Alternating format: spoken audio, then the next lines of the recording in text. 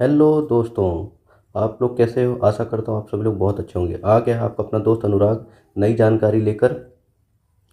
तो जैसा कि आप थंबनेल में देख रहे हैं और विभिन्न टीवी चैनल के माध्यम से, न्यूज़पेपर के माध्यम से या अन्य सोर्सेज के माध्यम से, व्हाट्सएप चैनलों के माध्यम से आपको यह जानकारी लग गई कि 70%, 80%, 90% का जो नियम सरकारी कर्मचारियों को लोग था प्रोविज़न पीरियड में परीक्षा अवधि वह ख़त्म हो गया है।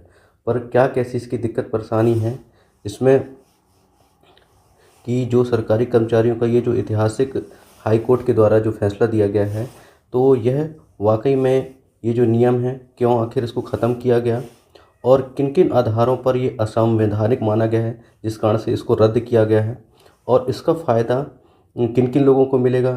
क्या सरकारी कर्मचारियों को मिलेगा कि जो पहले से कार्यरत हैं उनको मिलेगा कि जो अभी भविष्य में जॉब करने वाले थे उनको मिलेगा कि जो सिर्फ पिटिशनर जो लगाए थे आदेश उसमें जो केस की सुनवाई में उनको मिलेगा और आने वाले भविष्य की भर्ती में क्या ये चीज़ का लाभ मिलेगा जो डायरेक्ट 100% सैलरी पहले साल से मिलने का, उसके बारे में हम बात करेंगे।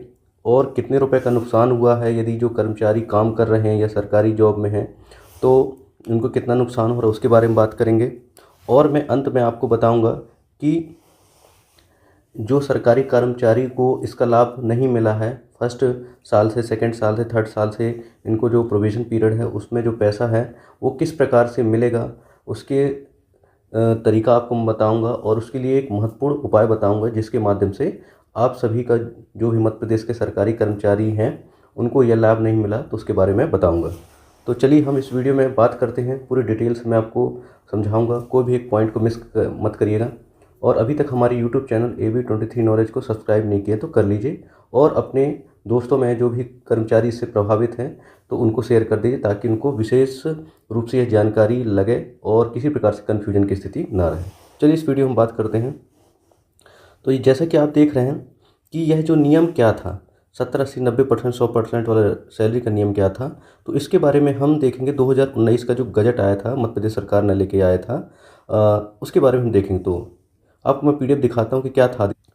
तो यहाँ पर आप देखेंगे कि यह जो नियम आया था 12 दिसंबर 2019 को वल्लभ भवन मध्य प्रदेश सामान्य प्रशासन विभाग के द्वारा आदेश जारी किया गया था जिसके माध्यम से बताया गया था कि जो सीधी भर्ती हैं, सीधी भर्ती के माध्यम से तृतीय और चतुर्थ श्रेणी के पद पर जो चयन होंगे 3 वर्ष की परीक्षा अवधि के ऊपर जो नियुक्त किए जाते उन पर ये लागू होगा।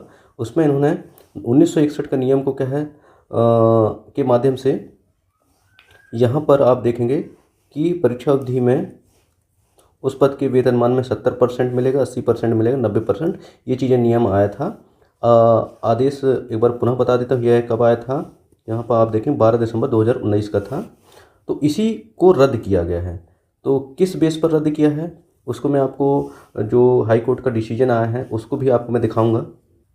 तो यहाँ पर आप देखेंगे यह जो आदेश आया है जो हाई कोर्ट के द्वारा जो आदेश जारी किया गया वो 6 जनवरी 2026 को जारी किया गया है जिसमें आदेश जारी करता जो जस्टिस थे विवेक रोशे जी थे और जस्टिस दीपक खोट जी थे।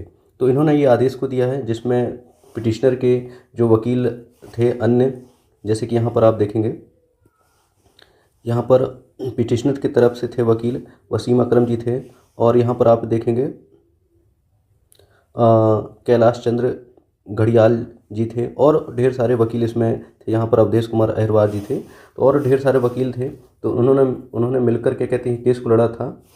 तो अब ये बात करते हैं कि इसमें क्या था, मुख्य बातें और क्या क्या इस पर डिसीजन हुआ है उसको मैं विस्तार पूर्वक से आपको बताता हूँ।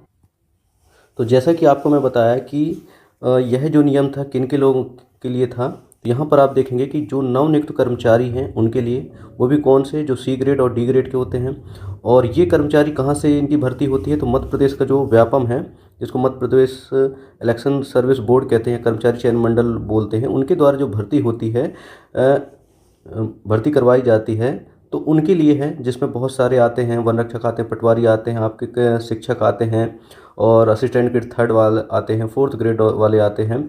तो बहुत सारे पद होते हैं। उनमें क्या है, लगभग माना जाए जो 2019 का नियम है उसके बाद से 5-6 साल की जो भर्ती हुए हैं तो उसमें कम से कम 70 से 80 हज़ार यदि लमसम माना जाए तो उतने टीचर प्रभावित हैं, सॉरी कर्मचारी प्रभावित हैं, तो उनके लिए यह आदेश आया है। तो यहाँ देखेंगे जो मध्य प्रदेश प्रोविजन पीरियड 3 साल का होता है, तो उसमें क्या पहले साल में 70% बेसिक का दिया जाता है, 80% दूसरे साल दिया जाता है, तीसरे साल 90% दिया जाता है और चौथे साल में जाके पूरा 100% उनको वेतन मिलता है। तो इसमें क्या था, तो आप यहाँ देखेंगे कि पूरा काम करने का जानते कि भाई कर्मचारी जब यदि अपने उसमें ड्यूटी पर आ जाता है, ज्वाइनिंग हो जाती है, तो उसको पूरा काम जो भी रहता है विभाग के द्वारा तो वह करता है और पूरी जिम्मेदारी से निभाता है, पर पूरी सैलरी नहीं मिल पाती है। तो ये मुख्य इसका कारण रहा है। अब यहाँ पर देखेंगे कि इस जो नियम आई थी 2019 का जो नियम था, उसमें विवाद क्यों हुआ है। तो विवाद का क्या है, समान काम सभी करेंगे परंतु वेतन अलग अलग मिल रहा है। मतलब क्या कि एमपीएसबी के द्वारा जो भर्ती होती है उन कर्मचारियों को ये 70, 80, 90%, 100% के उससे गुजरना पड़ता था, जबकि आप देखेंगे जो एमपीपीएससी करवाती है तो उसमें फर्स्ट ग्रेड और सेकंड ग्रेड के अधिकारी कर्मचारियों की भर्ती होती है, तो उसमें परीक्षा अवधि तो रहती है परंतु क्या है, उनको पहले साल से इनको 100% वेतन मिलता है और जो परीक्षा अवधि का जो पैसा रहता है प्रोविजन वाला एरियर्स के रूप में, वो उनको बाद में मिलता है।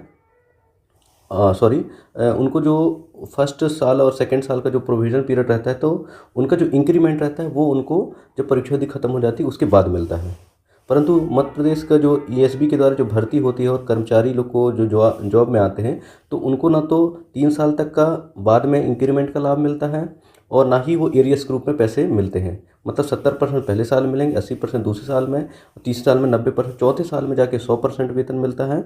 और जो 3 साल का जो ये पूरे 100% सैलरी नहीं मिलती, मतलब मान चलो आपका 30% का नुकसान, 20% का नुकसान, 10% का नुकसान होता है, तो ये पैसा एरियर्स के रूप में नहीं मिलता है। तो ये चीज़ें सबसे बड़ी दिक्कत की बात थी।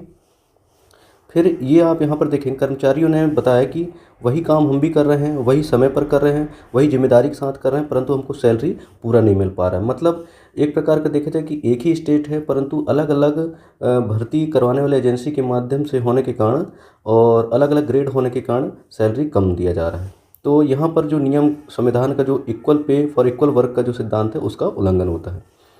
तो यहाँ पर आप देखेंगे और किस चीज़ का संविधान के उल्लंघन हो रहा है इस नियम के आधार पर, तो आप देखेंगे जो आर्टिकल है भारतीय संविधान का आर्टिकल 14 जिसको समानता का अधिकार है, उस चीज़ का विशेष रूप से उल्लंघन होता है, जो कि मैं भी आपको बताया। अब यहाँ पर देखिए, सरकार बिना ठोस कारण के वेतन काट रही है। सरकार ये चीज़ बोल के वेतन काटे कि इसमें वेतन का लोड बढ़ रहा है या पैसा देने की दिक्कत हो रही है, तो ये कोई एक विशेष कंडीशन नहीं है कि इसके आधार पर आपको वेतन काटेंगे। फिर यहाँ पर देखेंगे और क्या कारण था कि कर्मचारी को शोषण हो रहा है वेतन रूप से और सेवा शर्तों में मनमाना बदलाव हो रहा है। क्या सेवा शर्त की वही चीज़ जो मैंने आपको बताया कि वित्तीय बचत के नाम पर सरकार ने इस चीज़ को लेके आया था नियम। तो यहाँ पर क्या है, कर्मचारियों को एक तरफा नुकसानदेह हो रहा था। तो निम्न आधारों पर रद्द किया गया है। कौन कौन सा, तो यहाँ पर आप देखेंगे कर्मचारी पूरा काम कर रहे हैं परंतु उनको पूरा पैसा नहीं मिल रहा है, नियमित पद पर हैं, नियुक्त हुए हैं, सरकार उससे पूरी सेवा ले रही जबकि, तो उस कारण से क्या है 100% वेतन उनको वंचित नहीं किया जा सकता। मतलब कर्मचारी पूरा काम कर रहा है, नियमित पद पर नियुक्त हुआ है और पूरी सेवा ले रहा है, गवर्नमेंट ले रहे हैं, तो उस कारण से उसके बावजूद भी 100% का वेतन नहीं मिल रहा है। तो कोर्ट का अहम तर्क था कि भाई प्रोबेशन पीरियड में कर्मचारी वर्कर है, ट्रेनी नहीं है, क्योंकि अप्रेंटिसशिप के रूप में आते तो वो बात लगे कि आप 70, 80, 90 जो भी देना वो दें, परंतु आप पूरे कर्मचारी फुल फ्रेश होकर आए हैं और उसके बावजूद भी यदि सैलरी काट रहे हैं तो ये भेदभावपूर्ण है। इसी को मनमाना बताया और असंवैधानिक कोर्ट ने बताया है। तो यहाँ पर एक और कारण है कि सरकार आर्थिक कारण बताकर मौलिक अधिकार छीन नहीं सकती। मतलब कि वित्तीय भार आएगा तो आप ये नहीं कर सकते, कर्मचारियों का वेतन को काट सकते हैं। तो ये मौलिक अधिकार की श्रेणी में आता है, जीवन जीने के अधिकार में आता है, तो उस कारण से। अब यहाँ पर हाई कोर्ट ने अंतिम आदेश क्या दिया है तो उसके बारे में हम जानते हैं। तो यहाँ पर आप देखेंगे 70%, 80%, 90% सैलरी नियम पूरी तरह से रद्द हो गया है। मतलब जो मैं आपको बताया कि 12 दिसंबर का जो 2019 का आदेश था वो पूरा ख़त्म हो गया है। और ये भी बताया गया है कि जिनकी सैलरी कटी है उनको एरियर्स के रूप में देना रहेगा। तो अब इसमें ये बात आती है कि किनको लाभ मिलेगा, ये जो नियम रद्द हुआ है। तो अभी जो आदेश आया उसके आधार पर सिर्फ याचिकाकर्ता जो उसमें जुड़े थे उस केस में, तो जो पिटीशन है उसमें जुड़े थे सिर्फ उन्हीं को लाभ मिलेगा और अन्य कर्मचारी को इसका लाभ नहीं मिलेगा।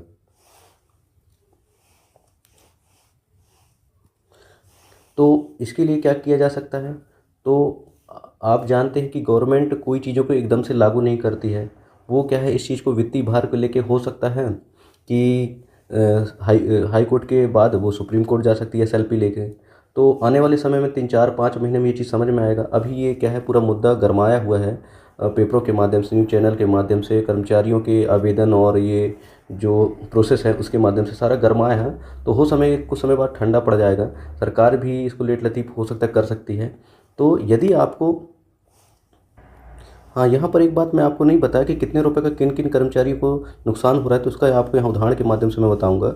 जो प्रोविज़न पीरियड में कितना नुकसान हुआ है, पहले साल में, दूसरे साल में, तीसरे साल में, तो उसको भी यहाँ देख लीजिए। फिर मैं आपको अंत में ये बताने वाला हूँ कि इसके लिए आप क्या कर सकते हैं ताकि आपको जल्द से जल्द जो प्रोविज़न पीरियड का जो पैसा है वो आपको मिल सके। तो यहाँ पर आप देखेंगे कि किनको कितना कितना नुकसान हुआ है 3 साल के अंतर्गत जो भी जॉब में लगे हैं, पहले साल, दूसरे साल, तीसरे साल में।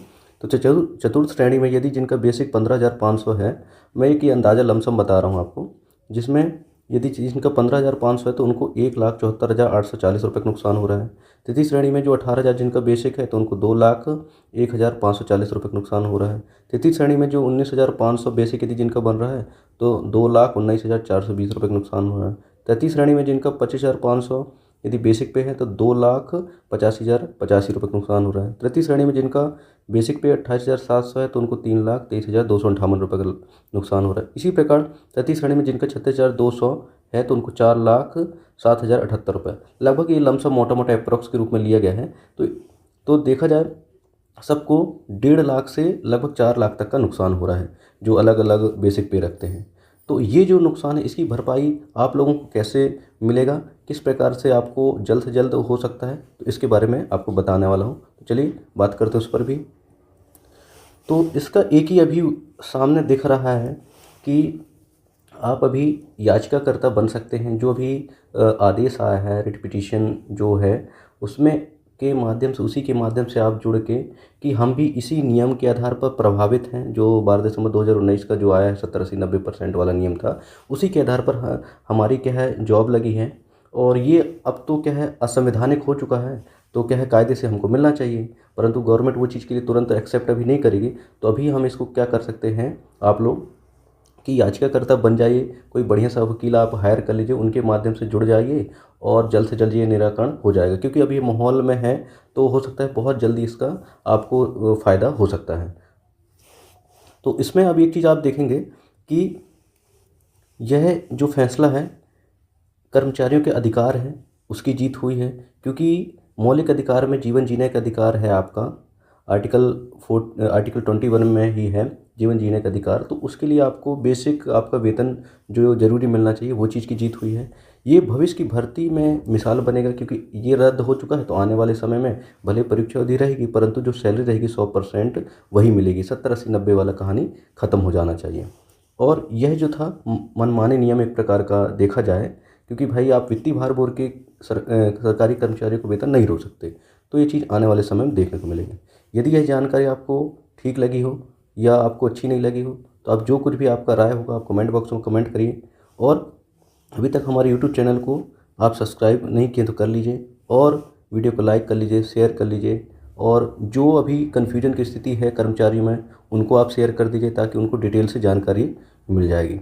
और इसी प्रकार की अपडेट के लिए सरकारी नौकरी, गजट, नोटिफिकेशन जो भी जानकारी है मैं आपको समय समय पर प्रोवाइड करता रहता हूँ। तो आप हमारे चैनल को सब्सक्राइब कर लीजिए। जय हिंद, जय भारत, धन्यवाद। Like, share and subscribe my YouTube channel AB23 Knowledge Tagline Key to Success.